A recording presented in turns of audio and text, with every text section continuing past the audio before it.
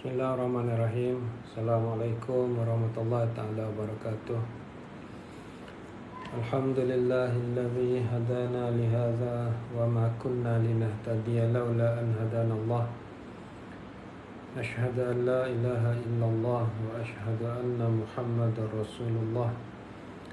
Allahumma salli ala sayyidina Muhammad wa ala alihi wa ashabihi wa tabi'in wa tabi'ihim bi ihsanin ila yaumiddin, amma ba'd. Syukur kita kehadrat Allah Subhanahu wa taala. Malam ni kita berjumpa sekali lagi dalam kelas online kita. Kita membincangkan tentang hal-hal yang berkaitan dengan pusaka, satu perkongsian ilmu dan pengalaman daripada saya untuk saya sendiri refresh terhadap beberapa perkara dan juga untuk manfaat follower-follower saya, lebih-lebih lagi bagi mereka yang saya jarang jumpa ataupun sesetengahnya memang tak pernah jumpa secara real. So jadi kita teruskan, insya-Allah akan ada saya akan carilah tajuk-tajuk yang sesuai untuk kita kongsikan lah. So malam ini kita sambung perkongsian saya tentang pertikaian probit. Pertikaian probit ni memang secara teknikalnya memang dia lebih kepada para peguam lah, kerana kita meraihkan juga rakan-rakan bijaksana kita.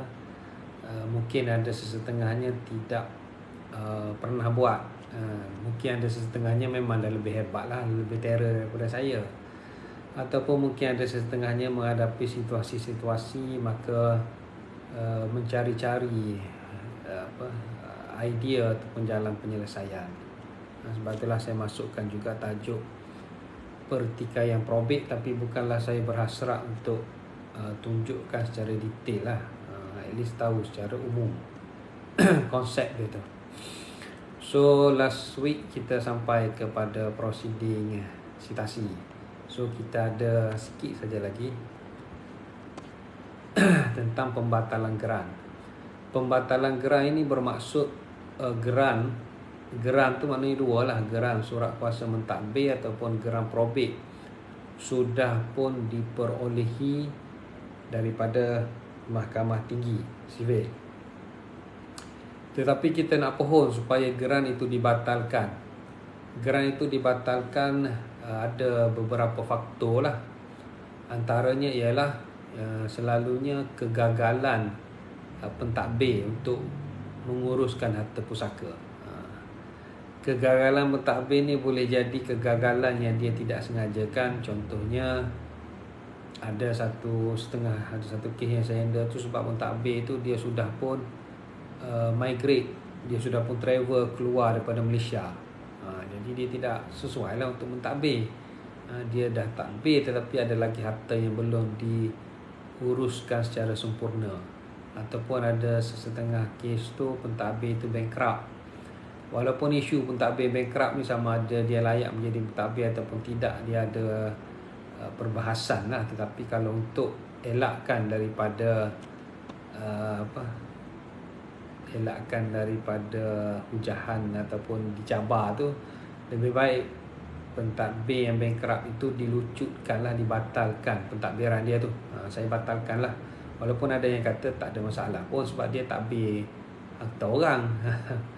Tapi kita tak nak timbul pertikaian tu, lebih baik kita gantikan dengan orang lain. Ataupun pentadbir tu sudah pun ada satu kes tu, dia sudah pun bedridden, dia tak mati lagi tapi dia bedridden, jadi dia tidak sesuai lah untuk mentadbir. Jadi kita minta untuk dibatalkan geran surat kuasa mentadbir itu untuk dilantik pentadbir yang baru.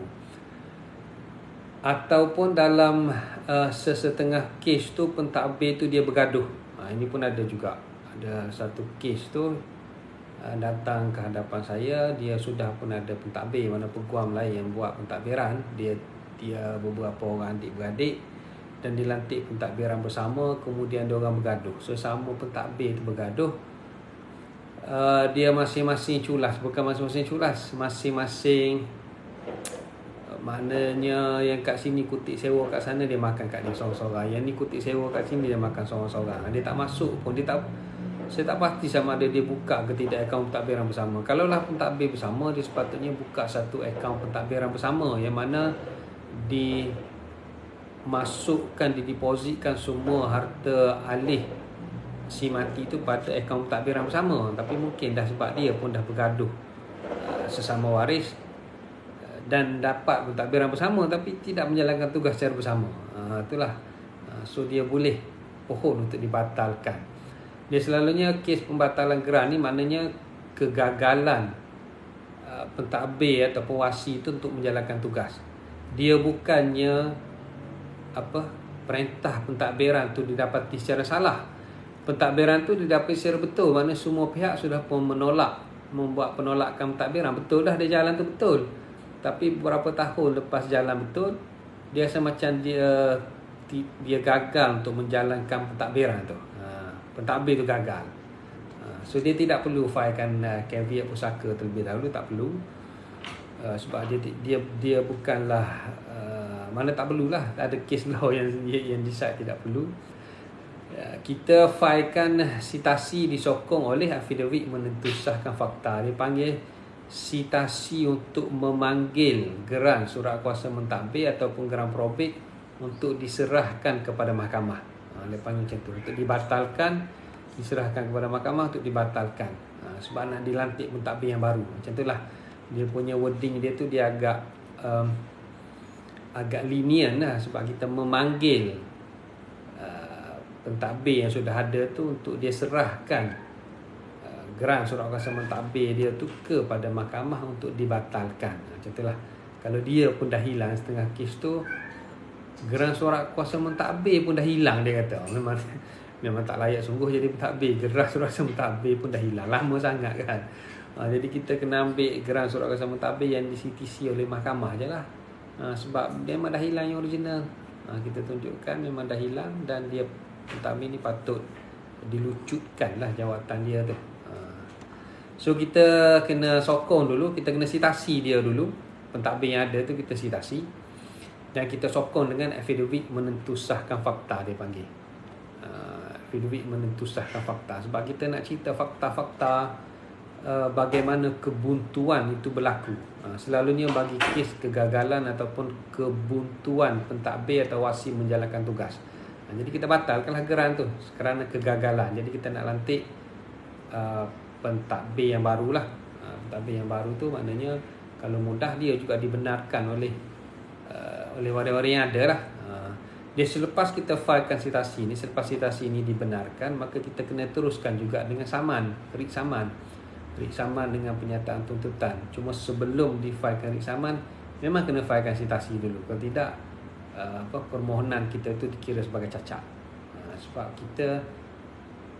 kita nak cabar tu tapi benda tu dah betul. Geran tu dapat secara betul. Itu maksud dia. Jadi kita kena sitasi dulu. Sebab ada banyak case law yang menunjukkan kalau prosedur tu salah, maka permohonan pembatalan geran tu tidak dibenarkan sebab you dah read terus. You read saman terus sedangkan you tak sitasi pun terlebih dahulu. Tak caveat tak apa tapi perlu sitasi. Itu maksud dia. Kemudian ada yang last sekali, deklarasi pengesahan atau pembatalan geran. Dia lebih kurang ini juga. Ini pembatalan geran juga. Yang ini pembatalan geran juga. Tapi yang ini pembatalan geran yang ini, dia lebih kepada course of action dia bagi kes-kes fraud ataupun pecah amanah. Ataupun dalam kes kita tak nak proceed dengan amaran kepada pengcaveat, kita nak saman dia terus. Itu pun boleh lah. Kita tak nak bagi amaran, kita tengok ada borang si kuning sebab ada orang caveat. Kita rasa rugi masa saja kalau kita bagi amaran, nanti dia akan bagi alasan-alasan yang panjang lebar. Jadi kita nak terus kita convert benda tu terus saja kepada rik saman dan penyataan tuntutan, aturan 72 pun boleh. Bagi lawyer litigasi selalunya dia suka buat rik saman terus. Bagi lawyer yang kadang-kadang kita bukannya litigasi nature sangat kan, kita lebih kepada berunding, tapi cara sitasi tadi cara lebih baik lah, lebih lenient. Tapi kalau bagi kes-kes yang fraud, bagi kes yang maknanya dia dulu dapat geran surat kuasa mentadbir pun dengan cara yang salah. Contohnya dia ada penipuan waris. Ada waris-waris yang tidak disenaraikan. Jadi dia dapat penolakan tu sebenarnya tak komplit. Maknanya surat cara tu tidak sempurna. Ataupun berlakunya pecah amanah kerana pentadbir yang ada sudah pun memandai-mandai, dia menjual ataupun dia buat JV dengan cara yang salah, kemudian dia makan seorang dan sebagainya. Kalau ada pecah amanah tu jelas, maka dibenarkan kalau kita tak sitasi, terus je kita filekan RIC, macam itulah. Tapi sebenarnya kalau kita sitasi kemudian kita filekan RIC pun lagi selamat sebenarnya, sebab sitasi tadi pun, sitasi ni pun dia at the end dia kena filekan RIC sama juga. Kan? Tapi kalau setengah-setengah tu dia rasa tak payah je lah, dia nak teruskan. Tapi kalau lah course of action tu bukan fraud, bukan pecah amanah, dia hanya kegagalan mentadbir, itu yang salah tu. Kadang-kadang orang dia tu saja filekan RIC, tapi sebenarnya course of action dia bukannya fraud. Course of action dia cuma ketidakupayaan aja. Kalau ketidakupayaan dia salah, dia kena sitasi dulu. Sebab tu kalau nak selamat lebih baik kita sitasi lah, walaupun adanya alternatif untuk terus memfilekan RIC saman dan pernyataan tuntutan. Yang ni pun saya ada satu kes saya sedang dalam siasatan lah sekarang ni, sebab saya baru aja jumpa file tu, file tahun 2004 saya rasa, di Selangor. Mahkamah Tinggi Shah Alam memberi geran surat kuasa mentadbir kepada seorang pentadbir. Pentadbir ni ialah cicit kepada si mati. Sebab yang lantik saya ialah waris yang baru tahu tentang waris yang baru tahulah. Sebenarnya waris tu saya cek file, saya ingatkan pentadbir yang ada tu dia tipu, dia tidak mengisytiharkan waris. Saya tengok dalam senarai waris dia tulis Baitul Mal sebagai waris. Maknanya dia tidak sembunyilah. Mana kes tu si mati meninggalkan seorang anak perempuan. Kemudian dia ada abang dia. Abang tu anak lelaki lah. Anak lelaki tu mati lebih awal. Anak lelaki mati lebih awal. So anak-anak kepada anak lelaki yang mati lebih awal, dia bukan waris patah titi, dia adalah waris ganti. Sebab anak perempuan tu dia tidak menghabiskan harta pusaka. Ni bagi yang belajar faraid dia faham lah. So bila si mati meninggalkan seorang anak perempuan tu dapat 1/2. Cucu daripada anak lelaki yang mati awal dia dapat. Bukannya dia patah titi, dia dapat sebagai waris ganti, menggantikan ayah dia. Yang tak dapat tu kalau si mati meninggalkan anak lelaki ataupun meninggalkan anak lelaki dan anak perempuan, dia dah jadi yang sababil ghairi, maka cucu tadi daripada salah seorang anak lelaki yang mati awal tak dapat. Ataupun daripada kalau daripada anak perempuan lagi lah tak dapat, sebab ada waris zawil arham. Tapi pada anak lelaki dia asalnya boleh menggantikan tu, tapi tak boleh sebab dia sudah pun terdinding. Dalam kes tu ada anak lelaki mati awal dan meninggalkan cucu. So keluarga sebelah anak perempuan ni dia tak kenal lah anak-anak saudara dia ni. Sebab dia pun bukannya cucu, dia dah cicit. Dia dah cicit. So mungkin kat situ dia dah jadi 2 pupu ke apa. So dia tak kenal. Saya ingatkan dia menyembunyikan waris, tapi saya investigate tu, rupa-rupanya sebab kat sini bila dia datang, klien saya ni bila dia datang, dia tanya pentadbir tu, pentadbir dia jawab mudah je. Saya tak tahu apa peguam saya buat 20 tahun lepas.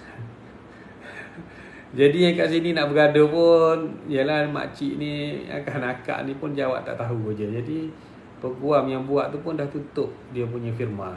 Dah meninggal lah pun peguam tu. Saya tak nak cerita lah nama peguam ke apa. Tak boleh cerita detail pun sebenarnya, saya just nak cerita konsep tu. So mana kes tu bukan kes fraud lah, sebab dia meletakkan Baitul Mal sebagai waris. Cuma dalam kes tu dia jadi lagi complicated, sebab bila kita tengok geran ataupun harta tu, dia ada contohnya ada 8 keping geran tanah. Kita nampak dia dah buat joint venture dengan developer. Kemudian developer itu dah dah buat loan dengan bank dan dia digadaikan kepada bank ke semua 8. Jadi saya sedang dalam proses, mungkin minggu depan saya akan contact Baitul Mal pula. Saya nak tengok adakah Baitul Mal memberi izin terhadap joint venture tu ke dan sebagainya. Sebab kenapa pula dimasukkan gadaian kepada bank dan adanya pula macam third party developer tu masuk caveat pula kat situ. Jadi macam-macam pula. Jadi apa-apa pun kita tak boleh lagi nak proceed. Kalau confirm ada berlakunya fraud ke macam mana ke, kita boleh saman terus. Ataupun tengoklah nanti saya bincang dengan anak guam sama ada nak saman terus ataupun nak sitasi dulu ke. Mungkin sitasi, tapi tak apalah, kita kena selidik dulu. Tapi itulah contoh-contohnya yang dalam kita panggil pertikaian probate. So slide tu habis setakat tu. Tetapi kita ada masa yang lebih panjang. Jadi saya bercadang untuk tunjukkan beberapa contoh bagaimana kertas kausa terhadap pertikaian probate itu difilekan di mahkamah supaya tidaklah kering sangat perbincangan tu kan. Tidaklah kering sangat. So at least siapa yang baru dia akan nampak dengan lebih jelas lah. Walaupun saya tak share yang ni saya tak share sebab yang ni kertas kausa saya ingat maknanya kena jumpa personal lah kalau nak share apa semua. Saya tak share di dalam pub HTML file tu, tak ada lah benda ni. So saya share screen tu. So ini saya nak tunjukkan contoh pemfailan caveat. Pemfailan caveat ni kita tu saja filekan pada sistem EFS tu, kita panggil situ caveat. Caveat pusaka lah maksud dia bukan caveat persendirian atas tanah. Dia dalam sistem EFS tu dia tak banyak. Dia ada caveat tu, dalam caveat tu dia tak banyak kertas kausa. Dia caveat kemudian pembaharuan caveat. Macam tu je.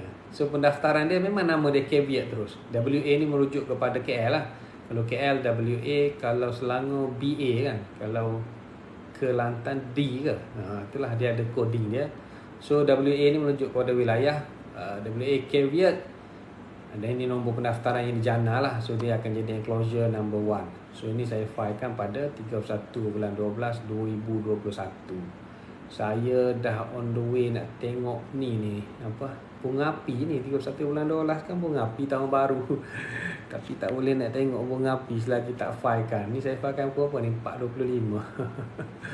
So kena filekan dulu barulah boleh pergi tengok bunga api kan. Adalah hari terakhir tahun 2021. Tapi tak apa, kita ikut arahan anak gua. Peguam yang bagus kena ikut arahan anak gua. Anak gua suruh filekan caveat, kita filekan. So dalam kes ni kenapa anak gua bersungguh sangat suruh filekan caveat? Kerana pemohon sudah memohon geran surat kuasa mentadbir dan dia sudah pun ada dia punya nombor 31 NCVC ni kat sini. Ni saya sembunyikan lah, tapi dia dah ada nombor ni. Sebenarnya kita boleh filekan caveat walaupun belum ada apa-apa permohonan. Sebenarnya tak payah tulis pemohon 1, pemohon 2 pun tak apa ni. Sebab kalau tak ada pemohon, tak apalah, kita just tulis nama klien kita sebagai peng-caveat. Cuma dalam kes ni kita pun dah tahu. Kita dah tahu mana kita boleh buat carian di bahagian kuasa mati. Dia dah tunjukkan sama pemuda sudah pun dimasukkan, tetapi belum dapatlah geran surat kuasa mentadbir sebab dalam proses tunggu queue untuk bicara tu. Sebab itulah cepat-cepat kita perlu masukkan caveat tu. Sebab takut panggil bicara kita tak masuk caveat, apa yang dia bicara pun kita tak tahu kan. Jadi walaupun dah ada nombor ni, dah ada nombor 31 NCVC, kita jangan filekan caveat pada nombor ni.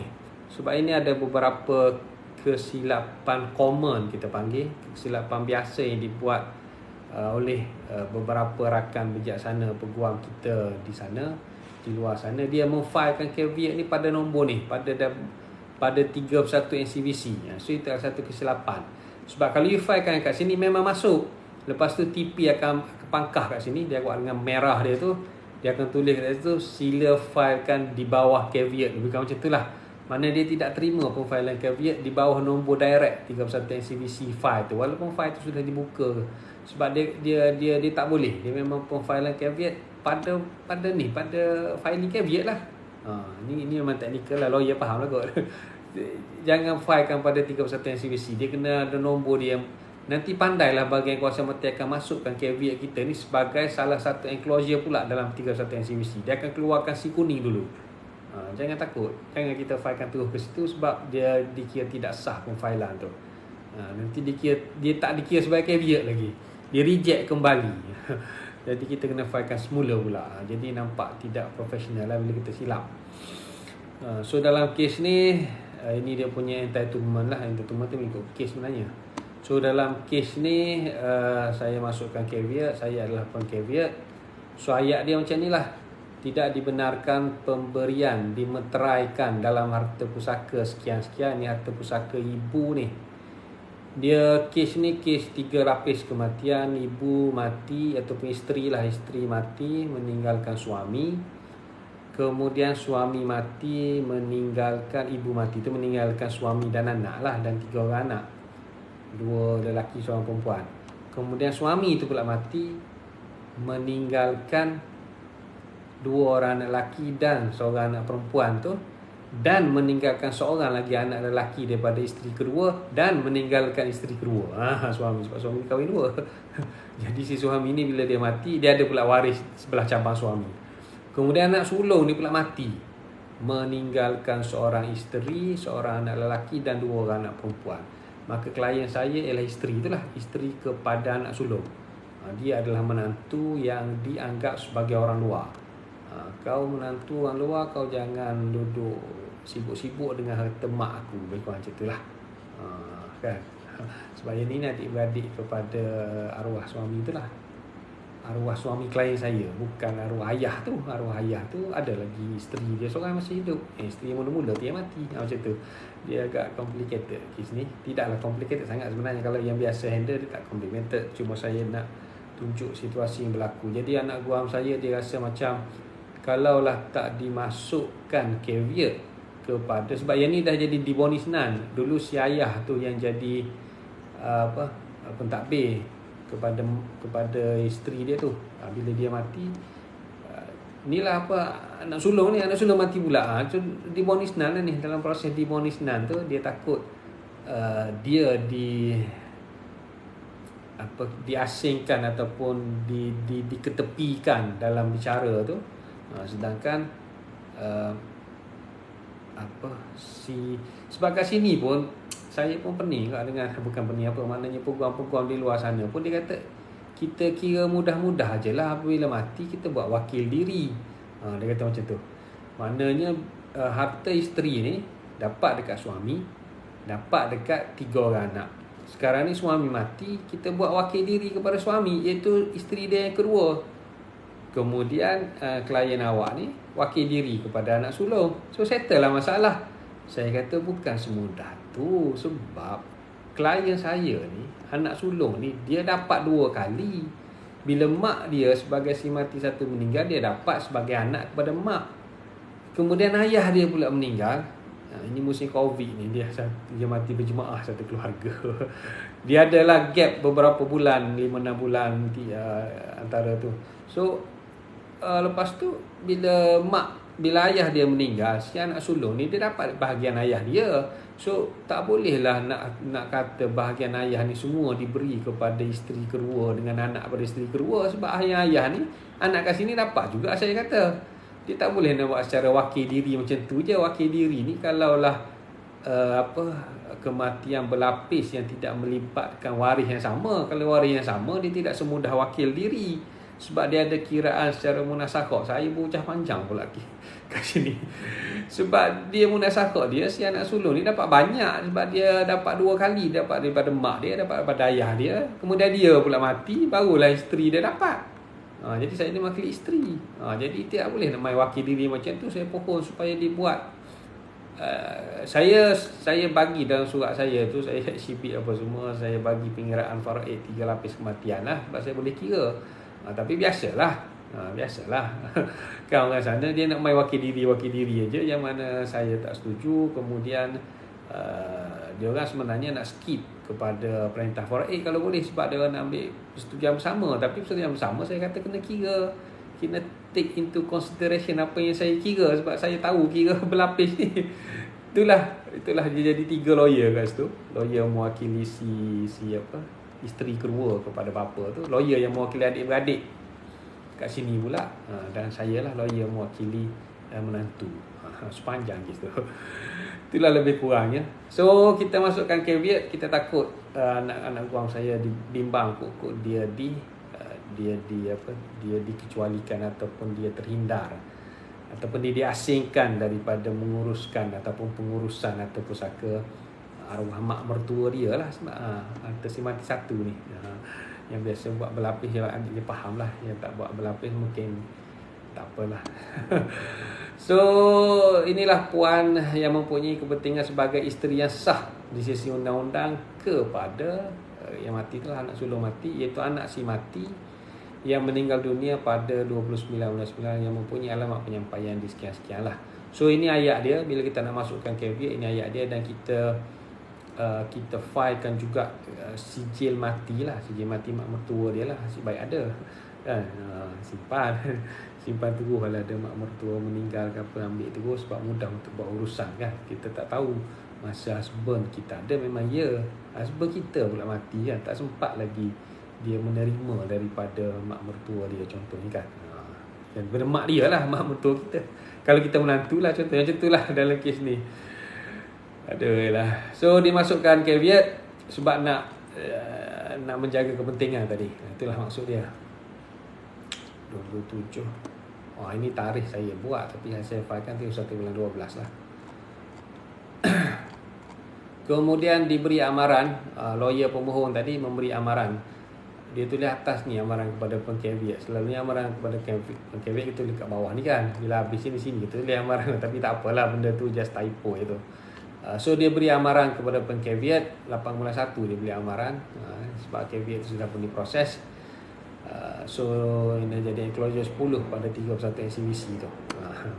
So difilekan amaran kepada pengcaveat, dia memberi amaran kepada saya lah, kepada klien saya tadi, kepada sekian-sekian yang beralamat sekian-sekian, satu pihak yang memasukkan caveat melalui Tuan Termizi Engko dalam harta pusaka sekian-sekian. Ni kamu dengan ini diberi amaran dalam masa 14 hari selepas penyampaian ini ke atas kamu, termasuk hari penyampaian, memfilekan notis kehadiran dalam borang 188 sama ada secara sendiri atau melalui peguam kamu di pejabat pendaftaran. So dia suruh filekan notis kehadiran lah bila diberi amaran. So yang pentingnya ayat dia kat sini, beri notis kehadiran ni dengan membentangkan apakah kepentingan yang kamu ada dalam harta pusaka. Mana dia bagi amaran kepada pengcaveat tadi, dan kamu bila kamu masukkan notis kehadiran tadi, kamu kena bentangkan apakah kepentingan kamu. Sebab ada case law, bila dia filekan notis kehadiran, dia tak cerita apakah kepentingan dia, maka mahkamah menganggap notis kehadiran itu sebagai cacat. Saya tak ada lah kes law tu, kena buka buku yang dikarang oleh Prof. Malia, Associate Professor Dr. Akmal Hidayah contohnya. Kena tengok balik lah kes-kes law tu. Sebab hari ni kita tak ada lah nak bincang detail kan kes law tu, kita just nak tunjuk benda tu je. Memang kena tulis ni, kena jawab ni kepentingan tu, sebab dia dah masuk dalam amaran dia ni. Tentang kita kata apakah kepentingan kamu tu. Saya punya ni habis ke apa? Tidak apa. So masukkan kehadiran apa semua, bla bla bla. Inilah ni ayat dia lah, ayat orang memberi amaran tadi. So amaran kepada caveat kalau kata permintaan, so adalah nama peguam dia. Okey, kemudian enclosure 13 ni saya masuklah, dia panggil apa, kehadiran dalam amaran. Saya masukkan kehadiran dalam amaran sebab dia memberi amaran tadi, so 17 bulan 1 dan masa 14 hari lah, sebab dia tadi 8 bulan 1 tak sampai 14 hari lah. Hanya within 14 hari tu 17 bulan 1, 11 hari lah. 11 hari 9 hari je. So kita masukkan kehadiran dalam amaran. So kehadiran dalam amaran ni dia bukan macam memorandum kehadiran civil litigation yang biasa tu. Sebab kalau memorandum kehadiran, dia panggil memorandum kehadiran, dia akan masukkan macam tu je. Dia punya format lain sikit. Ini pun ada juga peguam yang tak biasa, dia masukkan kehadiran biasa. Jadi kita advise dia, silap format awak masukkan kehadiran ni. Dia ada lain kehadiran dalam amaran untuk caveat lain, bukan kehadiran memorandum kehadiran yang biasa tu. Jadi dia kena masukkan mengikut format dia. So ini format dia, kehadiran dalam amaran Aturan 71 Kaedah 37. So kita tulis kat tu, ini memang format dia. Sebab dia format mengikut kaedah-kaedah mahkamah. Caveat number, caveat sekian-sekian bertarikh 31 bulan 12 2021. Dia tulis macam ni, nama dan alamat penuh si mati sekian-sekian yang mempunyai alamat penyampaian sekian-sekian. Nama penuh orang yang memberi amaran. Kita bagilah nama dia tadi sebab kita yang caveat kan. Kita masuk kehadiran sekarang ni. So kita bagi nama orang memberi amaran. Nama dan alamat penuh pengcaveat klien kita tadilah, klien saya tadi, puan apa tadi. Kemudian yang ni kalau kita tertinggal yang ni, maka dia panggil kehadiran dalam amaran ini dikira sebagai cacat. Dikira sebagai cacat dan dikira gagal untuk memasukkan kehadiran. Sebab tak tulis kepentingan ni. Kepentingan ni kena tulis walaupun satu penenggang pun tak apa. Sebab yang penenggang panjang kita dalam affidavit. Ini bukan affidavit, ini just nak menyatakan kepentingan. Itu yang selalu saya highlight tu. Sebab ini ada case law yang mengatakan kalau tak buat benda ni, maka ia dikira sebagai tak masuk kehadiran. Sebab kehadiran itu difailkan secara cacat lah. Dokumen tu cacat, koyak. Bukan koyak, cacat terus. Tak ada maknanya makna fatal ni, fatal. Kalau tak tulis kepentingan pengcaveat kat sini, dia jadi fatal. Sebab dalam ni dia dah tanya dah. Sebab dalam ni dia tanya kan, dia kata membentangkan apakah kepentingan yang kamu ada. Tiba-tiba kita masukkan kehadiran, kita tak bentang apa kepentingan. Itu dia kata fatal tu. Itu ada case law. So kita masukkan seperti 3 baris pun tak apa. Yang penting ada dia punya ayat dia tu. Kepentingan pengcaveat ialah pengcaveat adalah salah seorang waris kadim kepada sekian-sekian tu lah, kepada anak sulung yang mati tu, yang merupakan salah seorang pentadbir bersama. Sebab dia kan dibonisnan tadi, yang merupakan seorang pentadbir bersama si mati yang telah meninggal dunia pada ni. Jadi dia ada kepentingan lah sebab dia adalah waris kadim kepada anak sulung tu. So okey dah tu. Okey dah maksudnya cerita tu. Saya masukkan kehadiran untuk pengcaveat yang dinamakan di atas dalam perkara ini. So saya masukkanlah. So kalau kita tengok dia punya proceeding, bila habis masukkan kehadiran dalam amaran ni, dia akan jadi case management. Sebab bila kita masukkan kehadiran, memang selalunya dia akan ada e-review case management. Kat situ kita tunggu apakah arahan mahkamah. Sebab kat sini kalau mahkamah baca tak ada kepentingan pun caveat ni ataupun mengaku je masuk caveat, dia boleh tolak kes terus. Kat sini mahkamah boleh buang kes. Maknanya dia ada kuasa budi bicara yang kuat ke atas hakim, mahkamah ataupun timbalan pendaftar PKP. Dia boleh buang kes pada tahap ni, maknanya dia buang pengcaveat sebab kepentingan you ialah tak ada kepentingan pun. Contohnya macam itulah. Tapi jarang berlaku. Selalunya masa kes management diarahkan pihak-pihak untuk memfailkan affidavit.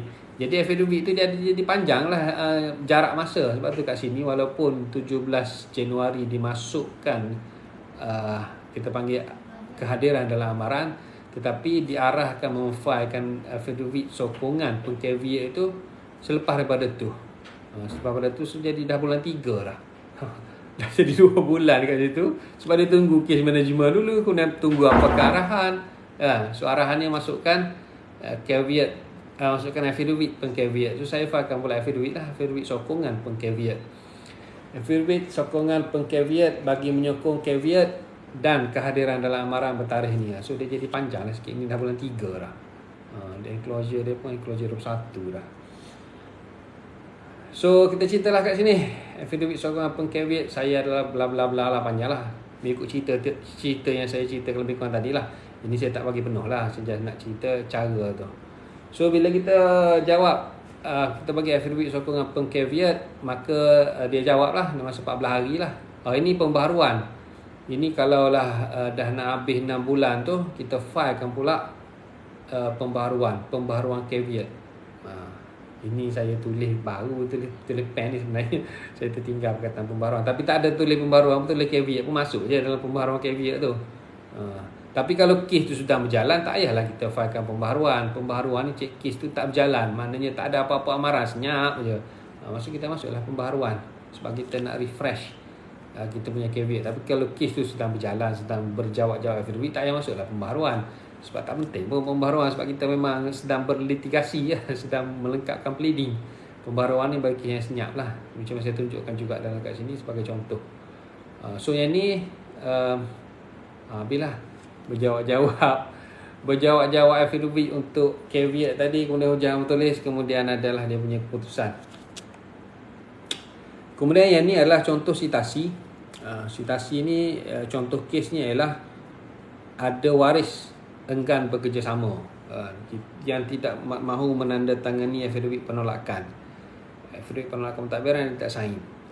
Tapi dia pun tak nak jadi pentadbir, ataupun dia nak jadi pentadbir tunggal, yang mana waris lain tak setujulah. Dalam kes yang saya ni, isu antara menantu dengan mertua. Sebab menantu nak jadi pentadbir tunggal, sedangkan mertua kata dia nak tadbir tak. Tapi mertua tu pun dia pas kepada anak dia lah. Dia menjadi adik-beradik kepada si mati lah. Dia sebab si mati tak ada anak. Bila si mati tak ada anak, so waris dia adalah isteri, ibu dan adik-beradik dia lah. So si isteri nak jadi pentadbir tunggal, sedangkan adik-beradik si mati tak nak. Adik-beradik si mati nak jadi pentadbir tak. At least jadilah pentadbir bersama. Tapi itulah, dah jadi isu lah. Jadi dalam kes ni, keluarga sebelah si mati yang memulakan inisiatif memfailkan negaran surat kuasa mentadbir, tapi dia tak cukup penolakan daripada isteri, sebab isteri tak tolak. Jadi kita filekan sitasi lah, dia panggil. Sebab kita sitasi dia lah, citation dia, sama ada dia nak tolak ke dia nak jadi pentadbir, macam tu lah. So ini kita filekan, pemohon ni, mana mewakili adik-beradik tu, kita sitasi kepada isteri itulah. Lebih kurang gitulah. Saya tak boleh cerita real case, sebab memanglah tak boleh lah, secara moralnya tak boleh lah. Bahawasanya, ni saya nak tunjuk contoh dia punya wording. Bahawasanya adalah ternyata mengikut affidavit sokongan sitasi. Sitasi ni bila kita filekan sitasi, kita kena terus filekan affidavit sokongan. Dia lain dengan caveat tadi. Caveat affidavit sokongan dia terlambat sikit, tunggu arahan dulu. Yang ni bila filekan sitasi, terus saja bersama affidavit sokongan. Sebab selalu ni kalau macam notis permohonan, memang bersekali dengan affidavit. Tapi caveat tu jadi lambat sikit. Tapi sitasi memang dia bersekali dengan affidavit terus. Ni dia punya cost paper lah sitasi tu. Dia punya disokong oleh affidavit sokongan sitasi. So itu ayat dia ada bahawasanya adalah ternyata mengikut affidavit sokongan sitasi yang difilekan bersama-sama sini, bahawa si mati tanpa meninggalkan wasiat. Kalau ada wasiat dia jadi probate lah. So maka dengan ini kamu yang tak nak sign affidavit penolakan tadi, kamu adalah dikendaki dalam tempoh 8 hari. Inilah yang timbalan pendaftar tegur saya tu. Dia kata kenapa tulis 14 hari. Dalam kan kalau you baca kaedah-kaedah mahkamah sebenarnya 8 hari saja, tak payah tunggu sampai 14. Sitasi ni 88 hari. Saya pun tengok betul lah, memang 8 hari. Ini saya conteng sendiri lepas pemfailan. Supaya saya ingat.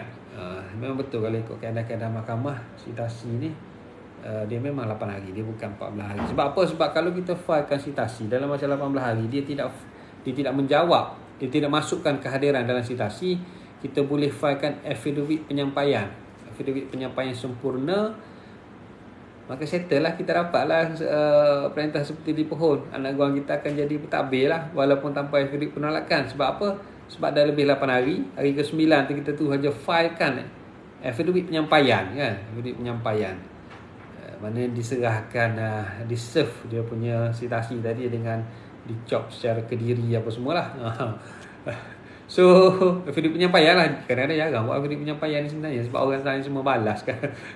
Lama dah tak buat affidavit penyampaian.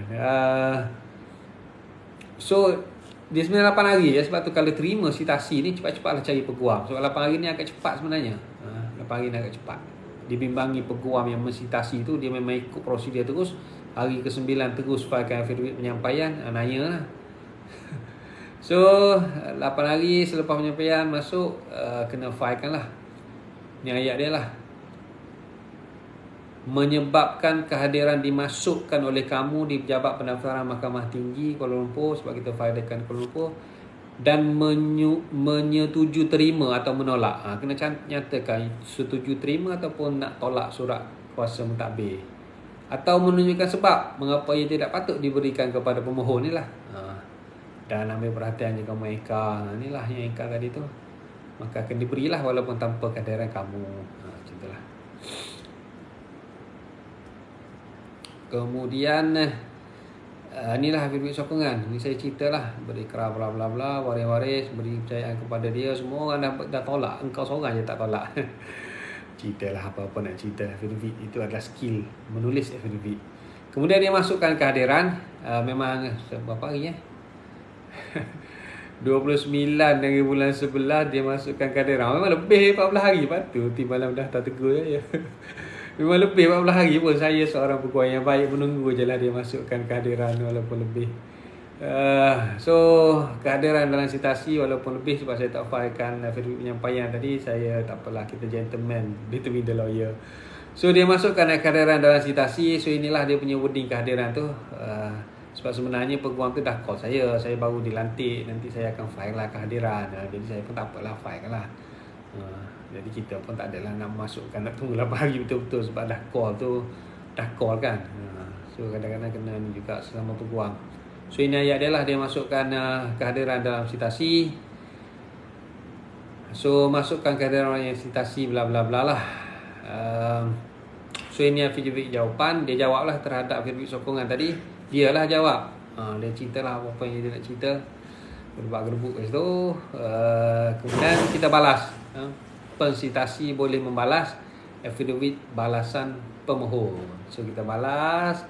Kemudian berlakulah apa-apa ujahan bertulis, ujahan lisan dan sebagainya, dan adalah apa-apa yang diputuskan.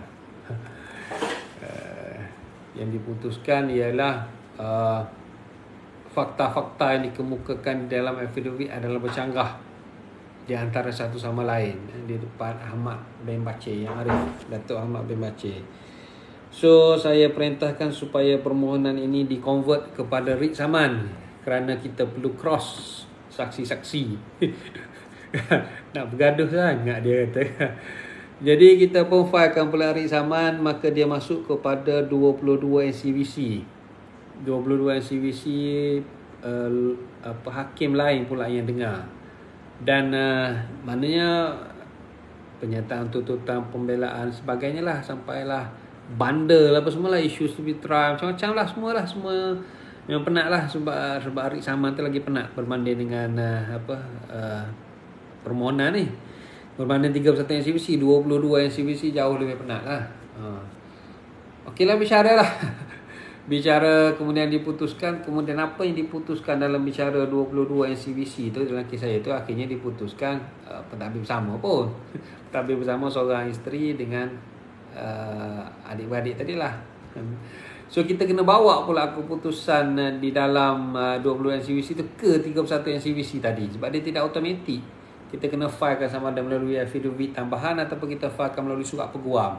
Kita maklumkan, sila ambil maklum bahawasanya sudah pun mengikut arahan hakim, kita filekan kita convert benda tu kepada writ, dan sudah pun ada keputusan, dan kita attach perintah bersih 22 NCVC tadi yang menyatakan pentadbir dalam kes ni, dalam bergaduh ni, dalam kes ni sekian-sekian ada perintah, maka barulah kat sini walaupun mungkin dah setahun, walaupun dah mungkin 2 tahun, sebab bergaduh 20 NCVC tu panjang, kes ni dia tak tutup lagi, 31 NCVC ni tak tutup lagi, maka barulah dia bagi arahan sila filekan apa dia panggil notis bayaran tu lah, yang RM440 tu apa semua. Ataupun masa tu baru sila filekan apa dia panggil sumpah pentadbiran. Sila filekan sumpah, tadi tak filekan lagi sumpah pentadbiran, sebab bergaduh kan, duk sitasi apa semua. Jadi barulah nak lengkapkan kembali kepada 31 NCVC. Tapi kita kena bawa perintah 22 tadi ke 31 NCVC. Macam itulah. Kalau tidak, dia tak jadi automatik. Kita ingatkan kita dah dapat ada perintah pentadbiran bersama di 22 NCUC tadi, settle lah yang 31 NCUC ni. Tunggu kita geran surat kuasa mentadbir. 31 NCUC kata, kau tak cerita pun kat aku kan. Macam mana aku nak bagi arahan?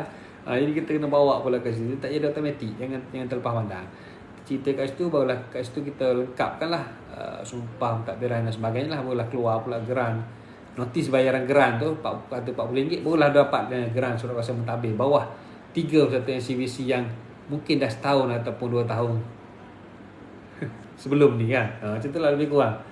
Aduh, yalah. So ini saya nak tunjuk yang terakhir ialah tentang saya kata tadi, kita nak memanggil geran surat kuasa mentadbir yang contohnya, ini contoh yang saya buat ni ialah pentadbir sama pentadbir bergaduh. Dia masing-masing menggunakan mana kau tipu aku tipu kau.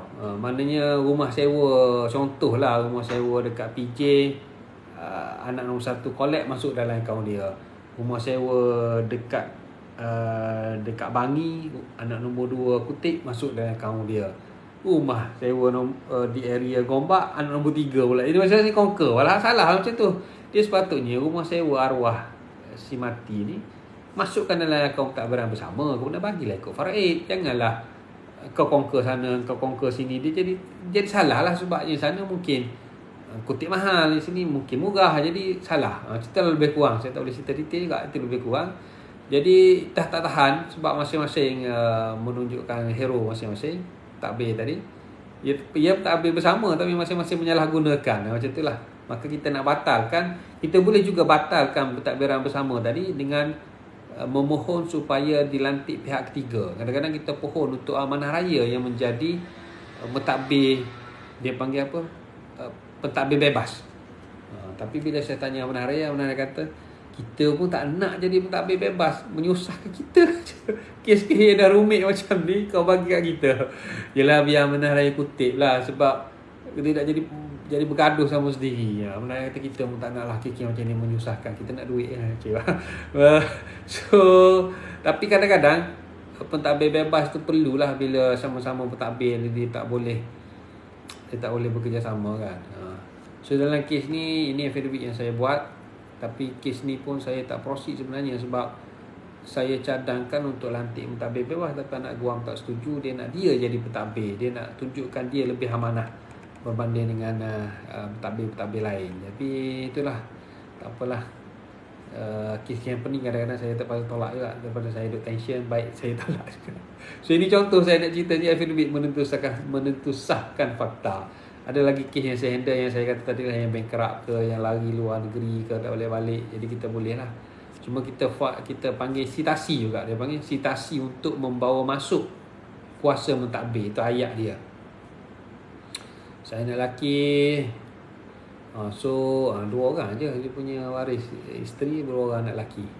Salahnya je ni yang bergaduh dua-dua ni. Bla bla bla bla sampai masuk mahkamah syariah apa semua. Ni ayat dia lah. Kita menunjukkan oleh hal yang demikian saya sungguh percaya bahawa timbul kebuntuan. Ini ayat normal dalam kes ni. Kebuntuan, deadlock yang berlarutan di dalam pembangunan pusaka khidmat sejak tahun 2017 lagi yang tidak dapat dirungkai oleh mentadbir-mentadbir bersama.